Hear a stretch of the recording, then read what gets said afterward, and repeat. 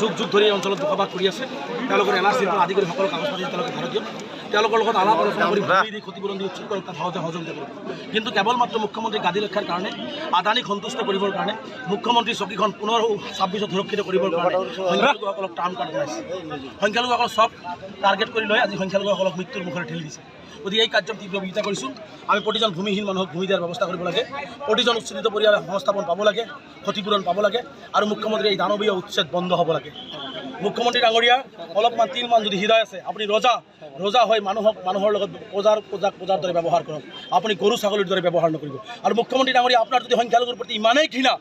ইমানেই অত্যাচাৰ কৰা সাহস আছে বুকু পাতি দিছোঁ মুখ্যমন্ত্ৰী ডাঙৰীয়া সংখ্যালঘু সমাজ বুকু পাতি দিছে গুলি কৰি মাৰি দিয়ক না তাতকৈ এনেকুৱা অত্যাচাৰ নকৰিব 80 বছৰীয়া বৃদ্ধই আজি কেঞ্চাৰত ককবকাই আছে আজি শিশুৱে তিৰপালৰ তলত আছে আজি মুখৰ ভাত কাঢ়ি লোৱা হৈছে আজি প্ৰশাসনে অত্যাচাৰ কৰিছে সপোনৰ বলডুজাৰ দি ঘৰখন ভাঙি দিয়া হৈছে এনেকুৱা অত্যাচাৰ মুখ্যমন্ত্ৰী ডাঙৰীয়া নকৰিব আপোনাৰ যদি ইমানেই সংখ্যালঘুৰ প্ৰতি ঘৃণা আপোনাৰ যদি ইমানেই জাতিখনৰ প্ৰতি লোভ লালসা তেনেহ'লে সংখ্যালঘু ৰাইজক মুকলিভাৱে গুলি কৰি দিয়ক আমি বুকু পাতি দিবৰ কাৰণে সাজু আছোঁ কিন্তু এনেকুৱা অত্যাচাৰ নকৰিব মই পুনৰবাৰ ধুবুৰীৰ পৰা মুখ্যমন্ত্ৰীক স্পষ্টভাৱে সকীয়াইছোঁ মুখ্যমন্ত্ৰীয়ে দানৱীয় কাণ্ডাৰ অত্যাচাৰ যদি বন্ধ নকৰে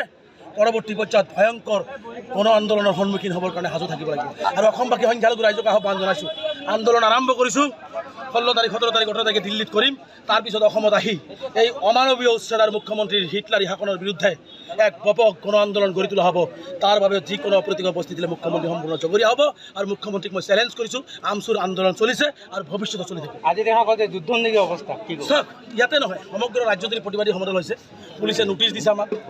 গভৰ্ণমেণ্টে বোলে আমাক সমদল কৰিব নিদিব তাৰ মানে গণতান্ত্ৰিক আন্দোলনক তেওঁলোকে ডিঙি চিপি হত্যা কৰিব বিচাৰিছে একফালেদি মানুহক বুলডোজাৰ দি মাৰিব আৰু গণতান্ত্ৰিকভাৱে